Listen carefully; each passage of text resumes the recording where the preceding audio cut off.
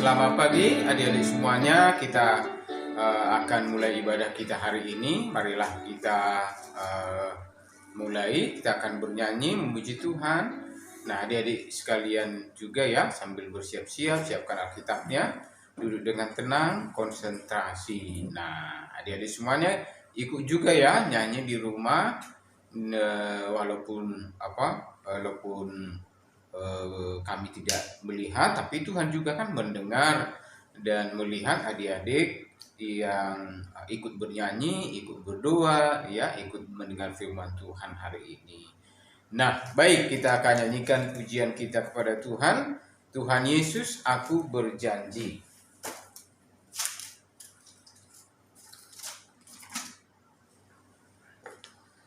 Baik, kita nyanyikan bersama-sama. Yesus, aku berjanji jadi murid-Mu yang setia, rajin berdoa, baca Alkitab, selalu bersaksi bagi-Mu.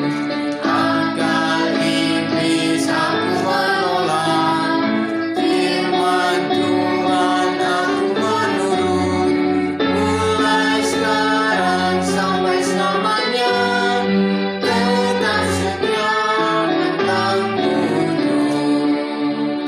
Tuhan Yesus, aku berjanji jadi murid-Mu yang setia, rajin berdoa, baca Alkitab, selalu bersaksi bagi-Mu.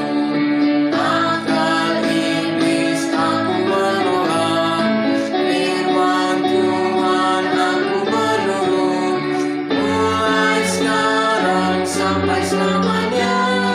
Tetap setia pantang mundur. Baik, kita berdoa, lipat tangannya, mari berdoa. Bapa di surga, Bapa yang baik, Bapa yang penuh kasih, terima kasih karena Tuhan sudah memberikan kami waktu untuk beribadah bersama-sama dengan adik-adik semua.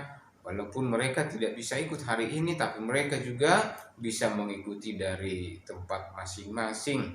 Tuhan, kami berdoa, Tuhan memberkati mereka, berkati juga adik-adik semua, masa depan mereka, keluarga mereka, terutama berikan iman di hati mereka.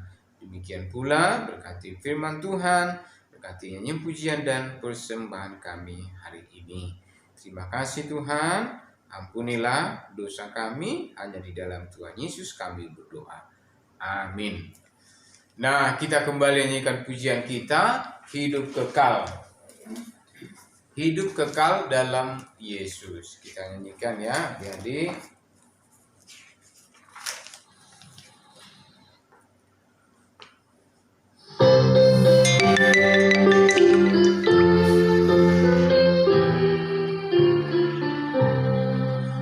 Hidup kekal dalam Yesus, hidup kekal ku nyanyikan, karena kasih menebus, dosa dapat dihapus, terima segala nama Tuhan.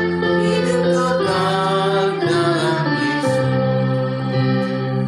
hidup kekal dalam Yesus, hidup kekal ku nyanyikan, karena kasih menebus, dosa dapat dihapus, terima semua nama Tuhan.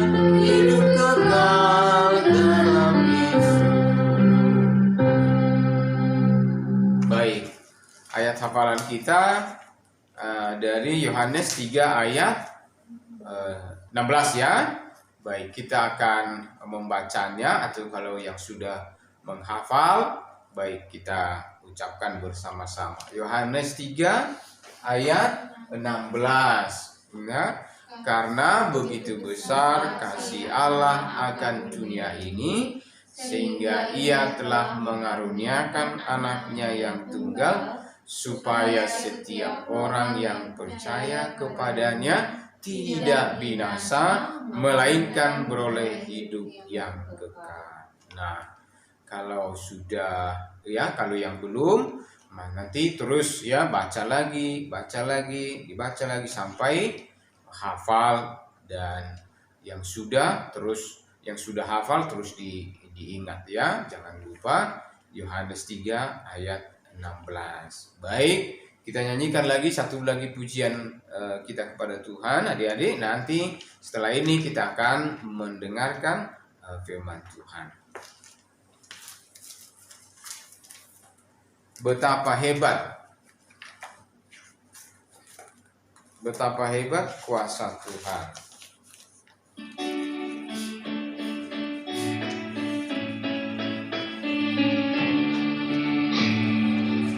Betapa hebat kuasa Tuhan, tiada yang mustahil baginya. Betapa hebat kuasa Tuhan, tiada yang mustahil baginya. Gunung miliknya, sungai miliknya, bintang-bintang pun karyanya. Betapa hebat kuasa Tuhan, tiada yang mustahil baginya. My God is so great, so strong and so mighty, there's nothing my God cannot do. My God is so great, so strong and so mighty, there's nothing my God cannot do. The mountain is, the river is, the storm is making walk through. My God is so great, so strong and so mighty, there's nothing my God cannot do.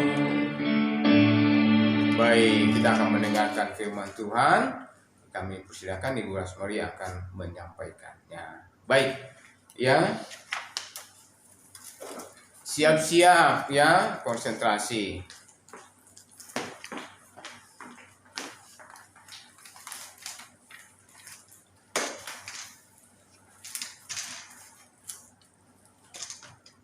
Halo, selamat pagi semuanya. Apa kabar kalian?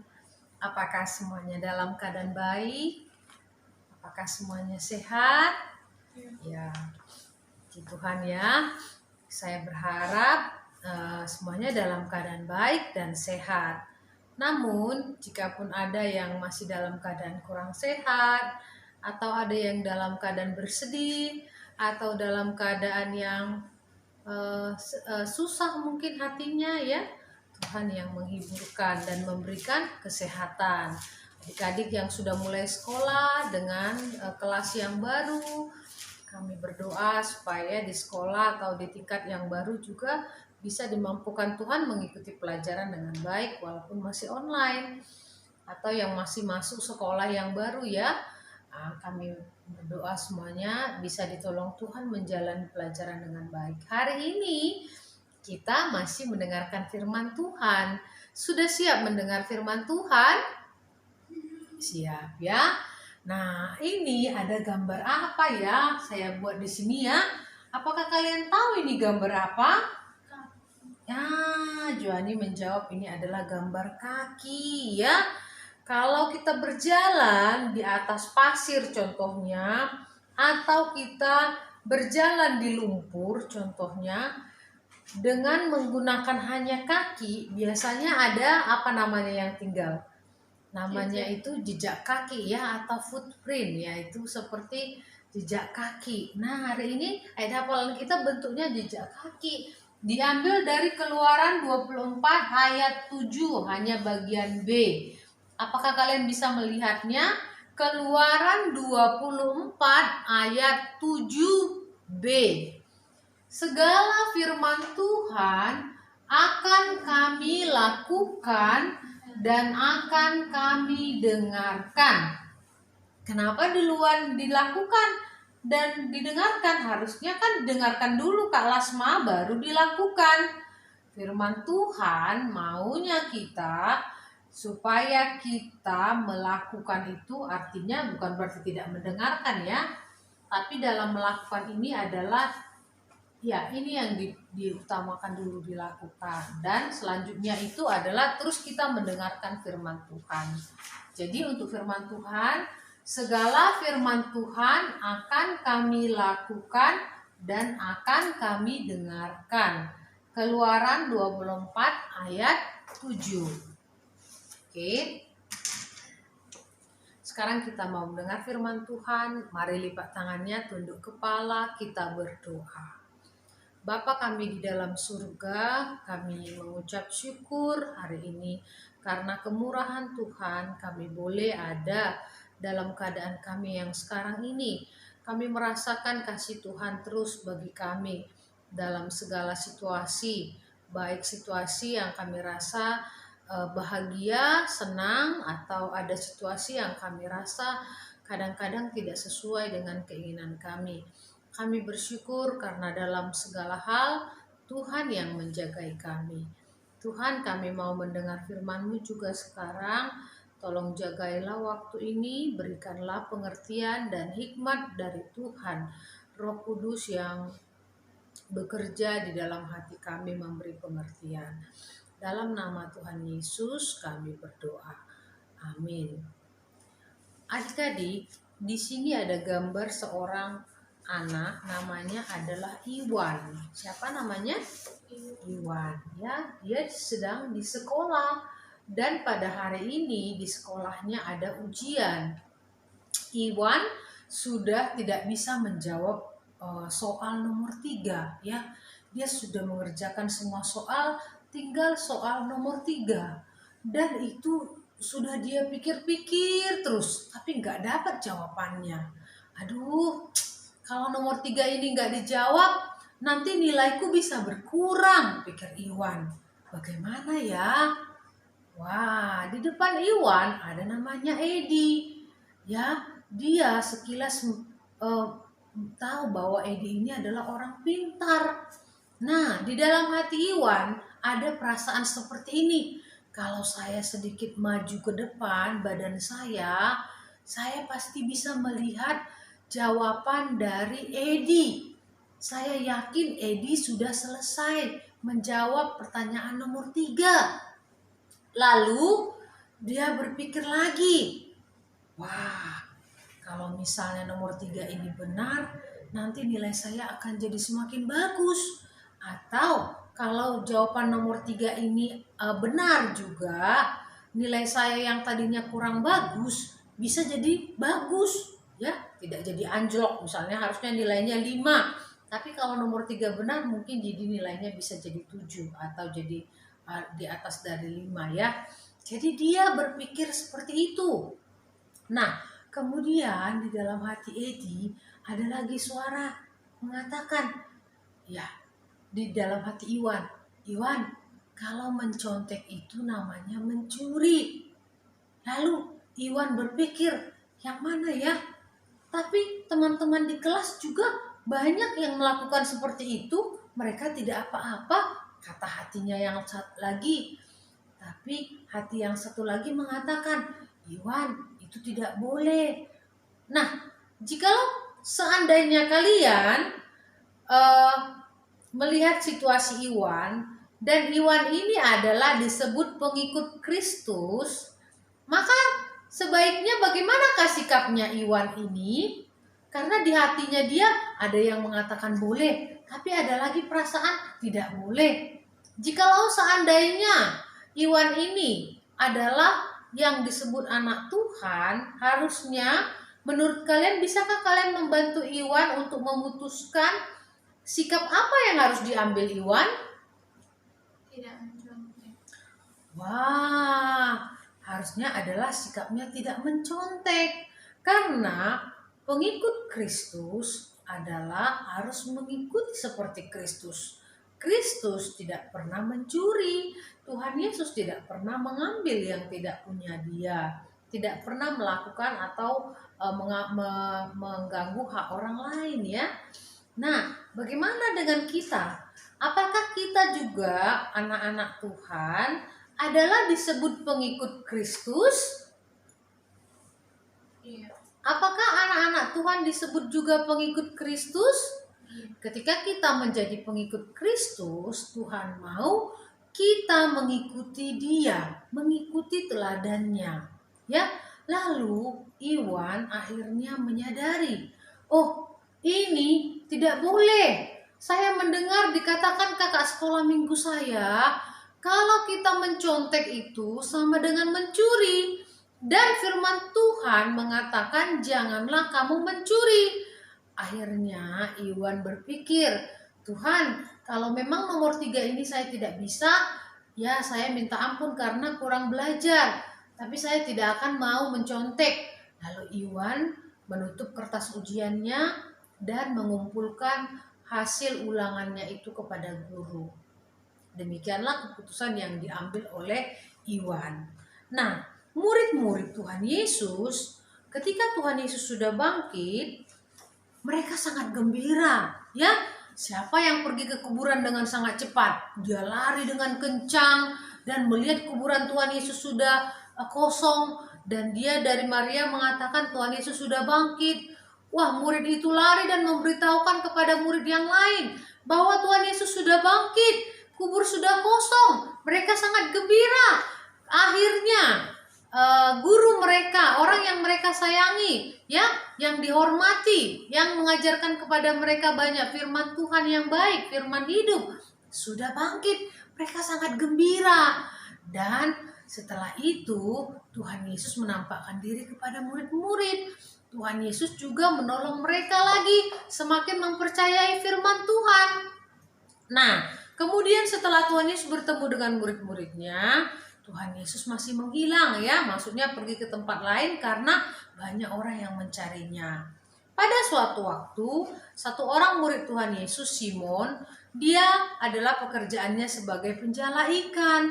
Dan dia mengatakan kepada murid-murid yang lain juga, aku mau pergi menjala ikan, katanya. Lalu kelima murid yang lain bilang, kami juga mau ikut dengan kamu. Lalu pergilah mereka menjala ikan. Pada waktu itu mereka menjala mulai dari malam hari. Malam sepanjang malam mereka menjala sampai ke tengah lautan. Bahkan sudah berusaha sangat keras. Dan kemudian matahari pun mulai terbit. Wah, itu berapa jam ya? Sangat capek sekali. Matahari mulai terbit, sudah mulai terang. Mereka sudah mau kembali ke pantai lagi karena mereka belajar ikan-ikan itu keluar pada waktu gelap, pada waktu malam. Kalau sudah terang, ikan-ikannya itu kembali lagi ke dasar laut. Jadi bukan waktu yang tepat menurut yang mereka pelajari untuk menangkap ikan.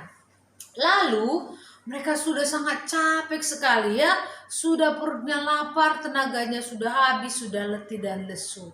Nah, ketika mereka sudah mau hampir sampai di pantai, tidak terlalu masih dekat, mereka mendengarkan sebuah suara, ya, mengatakan, anak-anak, apakah ada lauk pauk kepada kalian? Apakah lauk pauk? Ya, karena mereka nelayan, mereka menangkap ikan, ya, ikan menjadi lauk, ya. Lalu mereka mengatakan, tidak ada. Wah, itu mengatakannya tidak kencang seperti Kak Lasma, ya. Karena Kak Lasma baru sarapan tadi, suaranya masih kencang.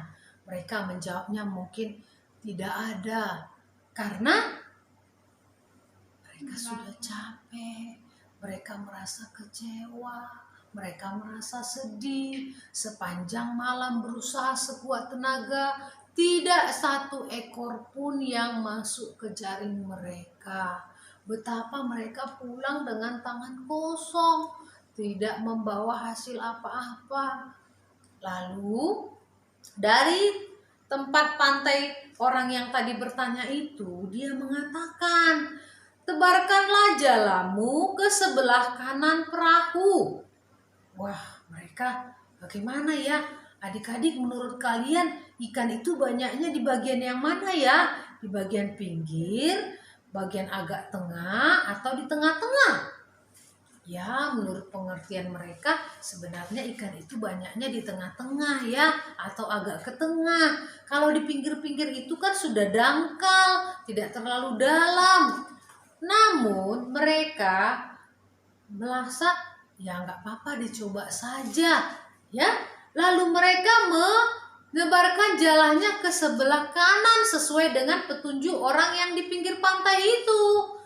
Dan ketika mereka menarik jalannya, jala itu penuh dengan ikan. Sangat banyak ikan. Ikannya ada 153 ekor. Dalam Yohanes 21 ayat 1 sampai 19 dikatakan bahwa murid-murid itu bertemu dengan Yesus di pantai Danau Tiberias dan mereka pertama-tama tidak begitu mengenali siapa yang berbicara itu. Kemudian Yohanes mengatakan, itu adalah Tuhan. Wah, Petrus ketika mereka sudah menarik jalannya, dia langsung mengenakan bajunya. Dia langsung turun dari perahunya. Dia mau datang dan menyembah Tuhan. Ya, tuh mereka membawa ikannya dan kemudian Tuhan menyediakan roti dan mereka bisa sarapan di pantai. Ya, dari ikan yang mereka tangkap dan dari roti yang dibawa oleh yang disiapkan oleh Tuhan Yesus. Mereka mengatakan, Guru. Wah, mereka mengatakan, Tuhan, terima kasih. Tuhan menolong mereka sehingga mereka boleh diberikan Tuhan berkat ikan ya. Nah, kemudian mereka yang sudah menjadi pengikut Tuhan ini, mereka akhirnya murid-murid Tuhan Yesus ini turun dan mereka ingat bagaimanakah Tuhan melakukan pekerjaan yang besar ya. Sebelumnya Tuhan juga menolong mereka menarik ikan, ketika mereka menjala ikan dan mereka mendapatkan sangat banyak sekali ikan. Mereka juga ingat bagaimana Tuhan dengan kuasanya Tuhan menolong memberi makan orang sebanyak 5.000 orang hanya dengan berapa? 5 roti dan 2 ikan. Betapa sangat besarnya kuasa Tuhan. Lalu Tuhan mengatakan kepada Simon Petrus. Simon Petrus ketika mereka sudah selesai sarapan, Tuhan Yesus berbicara kepada Simon Petrus. Apakah kalian ingat siapa Simon Petrus ini? Dia adalah orang yang sudah diampuni Tuhan. Sebelum Tuhan Yesus disalibkan, dia sudah menyangkal Yesus 3 kali. Dan dia sangat menyesal melakukan itu. Dia minta ampun kepada Tuhan dan Tuhan mengampuni dia. Lalu Tuhan mengatakan kepada Simon, Simon, apakah engkau mengasihi aku? Apa kata Simon? Ya Tuhan, aku mengasihimu. Lalu Tuhan bertanya lagi sekali lagi kepadanya, Simon, apakah engkau mengasihi aku? Gembalakanlah domba-dombaku. Lalu Simon mengatakan, ya Tuhan, aku mengasihimu. Tuhan mengatakan sekali lagi, Simon, apakah engkau mengasihi aku? Kemudian sedihlah hati Simon ya, Simon Petrus. Dia mengatakan, ya Tuhan, aku mengasihimu dengan sungguh-sungguh, sepenuh hatiku, dengan segenap jiwaku. Lalu Tuhan mengatakan, gembalakanlah domba-dombaku. Pada waktu kita muda, kita pergi dan berjalan kemana kita suka. Ya, tetapi ketika tua, tangan dan kaki kita diikat dan kita harus mengikut orang kemanapun orang membawa kita. Ya, Tuhan mengatakan seperti itu adalah untuk menyatakan bagaimana nanti Simon akan mati ya, dia akan diikat ya. Dan Tuhan mau dia tetap setia apapun yang akan terjadi kepadanya. Dan benar, Simon menjadi pengikut Tuhan yang setia. Dia menyampaikan firman Tuhan dengan sangat yakin, dengan sungguh-sungguh, dengan beriman. Sehingga banyak hampir ribuan orang mendengarkan firman Tuhan yang disampaikan Simon ini, percaya kepada Kristus dan menjadi pengikut Kristus. Simon tetap setia sampai akhir hidupnya, sampai dia tua, sampai kemudian dia ditangkap karena menyampaikan firman Tuhan. Simon menjadi pengikut Tuhan yang setia. Nah, bagaimana dengan kita? Tuhan juga mau kita menjadi pengikutnya yang setia. Tuhan mau kita hari ini mengambil keputusan untuk menjadi pengikut Tuhan yang setia. Ambillah keputusan bahwa kita akan mengikuti Tuhan seterusnya sampai Tuhan memanggil kita. Tapi Kak Lasma, bagaimana saya juga kadang-kadang tidak bisa selalu seperti pengikut Tuhan yang setia. Karena kadang-kadang saya juga merasa tidak mampu mungkin. Saya juga kadang-kadang merasa tidak enak. Ya, Kak Lasma juga seperti itu. Saya juga melakukan banyak dosa. Saya juga ada waktu tidak setia.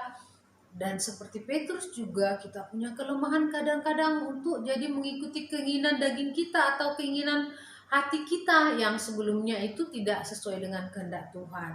Tetapi Tuhan mau kita ketika kita melakukan kesalahan, kita mengakui dosa kita dan kita bertobat. Ya, ada dua hal. Kita mengakui, ya, mengakui di hadapan Tuhan. Artinya kita sadar kita salah. Jadi kita perlu datang kepada pertolongan Tuhan karena kita tidak bisa melawan keinginan kita itu hanya dengan kekuatan kita sendiri. Kita datang kepada Tuhan, meminta ampun kepada Tuhan dan juga memohon pertolongan untuk berbuat yang benar atau berubah dari yang salah, ya. Kalau hanya sekedar mengakui itu memang baik, tapi itu belum bertobat namanya. Ya, hanya mengakui tapi tidak mengambil keputusan untuk meninggalkan, itu namanya tidak bertobat dan Tuhan tidak senang seperti itu. Ketika Tuhan mengetahui kita sudah mengakui kesalahan, Tuhan sangat menghargainya, Tuhan sangat mengasihinya. Mari kita meminta tolong kepada Tuhan terus. Tolong Tuhan, saya mau berubah, saya mau bertindak, dan saya mau mengambil keputusan untuk lebih mengikuti perintah Tuhan daripada keinginan saya. Ambillah keputusan, lakukanlah keputusanmu itu. Itulah namanya pertobatan. Kalau kita hanya mengakui, itu seperti hanya kita mau menyenangkan hati kita saja. Yang penting saya sudah mengakui.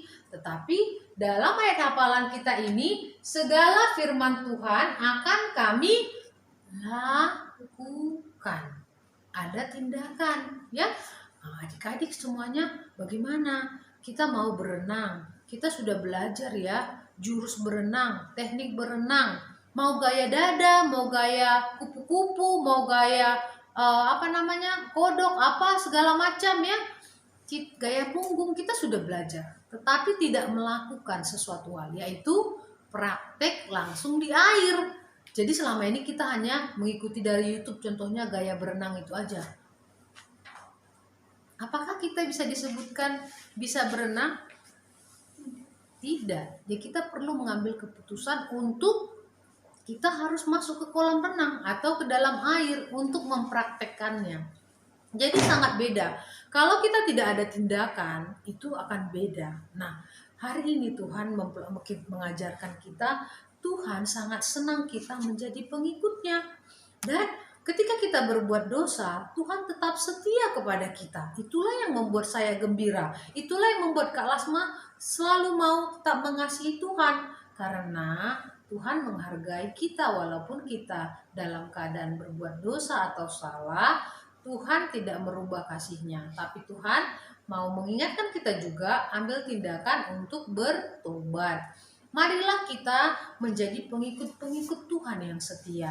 Di masa pandemik ini ada banyak sekali juga tantangan yang bisa terjadi. Kita tidak bisa ibadah secara langsung, kita tidak bisa langsung kepada orang tua kita juga, sekolah juga nggak bisa belajar langsung. Tetapi apakah itu membuat kita menjadi malas untuk sekolah, malas untuk beribadah?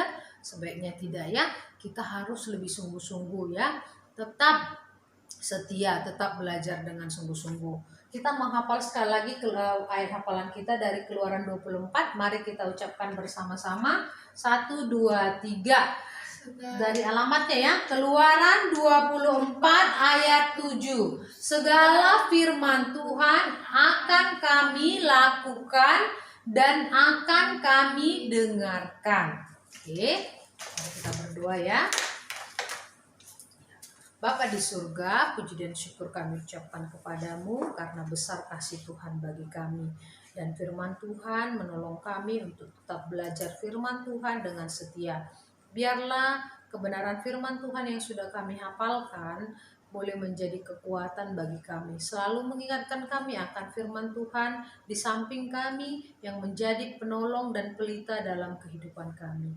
Tuhan, tolong kami semuanya di masa pandemik ini. Kami mengalami hal-hal yang baru dalam hidup kami. Dan ada yang tidak sesuai dengan hati kami, ada yang membuat kami merasa tidak enak juga, dan juga ada yang membuat kami juga kurang bersyukur juga kepada Tuhan dengan situasi ini. Tapi kami mohon ampun, biarlah kami tetap setia kepada Tuhan, menjadi pengikut Tuhan, menjadi saksi Kristus dalam situasi ini juga. Berkatilah teman-teman kami, adik-adik semuanya dimanapun berada, supaya damai sejahtera Tuhan memberkati mereka dan keluarganya.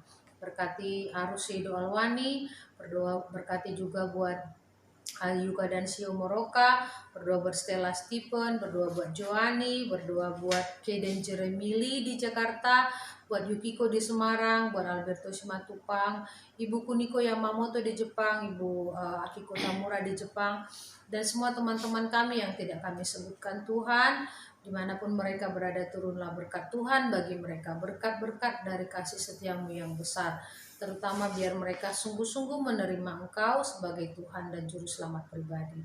Terima kasih Tuhan untuk berkat-Mu, dalam nama Tuhan Yesus kami berdoa dan mengucap syukur. Amin. Terima kasih untuk waktunya, Tuhan Yesus memberkati.